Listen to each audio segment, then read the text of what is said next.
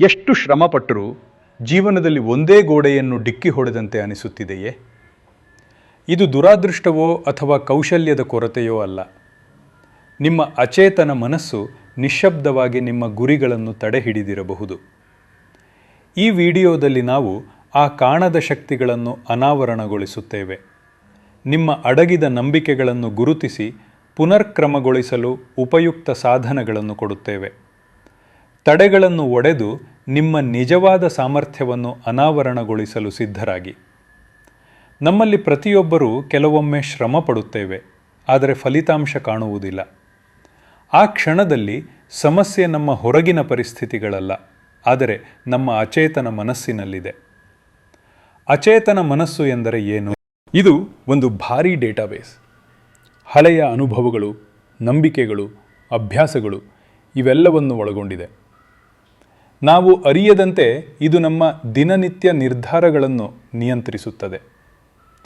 ಒಮ್ಮೆ ಪ್ರೋಗ್ರಾಮ್ ಆದಮೇಲೆ ಇದು ಆಟೋ ಪೈಲಟ್ನಲ್ಲಿ ಕಾರ್ಯನಿರ್ವಹಿಸುತ್ತದೆ.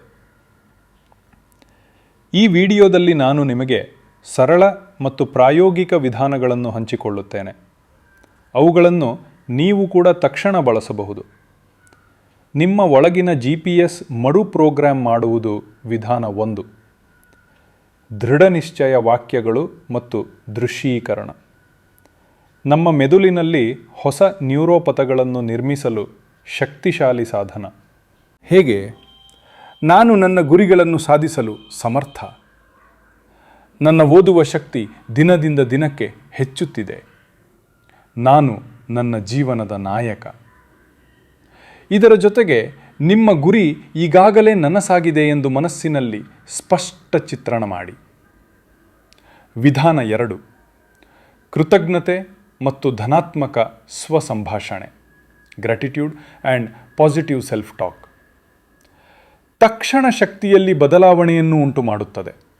ಪ್ರತಿದಿನ ರಾತ್ರಿ ಮಲಗುವ ಮೊದಲು ಕನಿಷ್ಠ 3 ವಿಷಯಗಳಿಗೆ ಧನ್ಯವಾದ ಹೇಳಿ.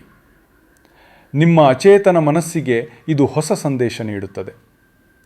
ನನ್ನ ಜೀವನದಲ್ಲಿ ಒಳ್ಳೆಯದಷ್ಟೇ ಹೆಚ್ಚುತ್ತಿದೆ. ವಿಧಾನ 3. ಪರಿಸರ ಪರಿವರ್ತನೆ. Environment optimisation. ನೀವು ಇರುವ ಪರಿಸರವು ನಿಮ್ಮ ಅಚೇತನವನ್ನು ರೂಪಿಸುತ್ತದೆ. ಯಶಸ್ಸನ್ನು ಪ್ರೇರೇಪಿಸುವ ಜನರ ಜೊತೆಗಿರಿ. ಪ್ರೇರಣಾದಾಯಕ ಪುಸ್ತಕಗಳನ್ನು ಓದಿ. ಗೋಡೆಯ ಮೇಲೆ ಗುರಿಯ ಚಿತ್ರಗಳನ್ನು ಅಂಟಿಸಿ. ನಿಮ್ಮ ಸುತ್ತಮುತ್ತಲೇ ಯಶಸ್ಸಿನ ಟ್ರಿಗರ್ಗಳನ್ನು ಇರಿಸಿ. ತಡೆಗಳನ್ನು ಒಡೆಯುವುದು. ಅನೇಕರಿಗೆ ಈ ವಿಧಾನಗಳು ಪ್ರಾರಂಭದಲ್ಲಿ ನಿಜವಾಗಿಲ್ಲ ಅಥವಾ ಫಲಿತಾಂಶ ತಕ್ಷಣ ಕಾಣುತ್ತಿಲ್ಲ ಎಂಬ ಅನುಭವ ಬರುತ್ತದೆ. ಇದು ಸಹಜ. ಇದನ್ನು ಅಚೇತನ ಪ್ರತಿರೋಧ, ಸಬ್ಕಾನ್ಷಿಯಸ್ ರೆಸಿಸ್ಟೆನ್ಸ್ ಎನ್ನುತ್ತಾರೆ. ಇದನ್ನು ಗೆಲ್ಲಲು ಭಾವನಾತ್ಮಕ ಬಿಡುಗಡೆ ಅಭ್ಯಾಸ ಮಾಡಿ. ಆಳವಾಗಿ ಉಸಿರೆಳೆದು ಕಾಗದದಲ್ಲಿ ಕೋಪ ಅಥವಾ ಭಯ ಬರೆಯುವುದು. ಜರ್ನಲಿಂಗ್ ಮಾಡಿ. ನಿಮ್ಮ ನಂಬಿಕೆಗಳು ಏಕೆ ತಡೆಯುತ್ತಿವೆ ಎಂಬುದನ್ನು ಬರೆಯಿರಿ. ಉದಾಹರಣೆಗೆ, ಒಬ್ಬ ವಿದ್ಯಾರ್ಥಿ ಸದಾ ನಾನು ಗಣಿತದಲ್ಲಿ ಬಲಹೀನ ಎಂದು ನಂಬಿಕೊಂಡಿದ್ದ.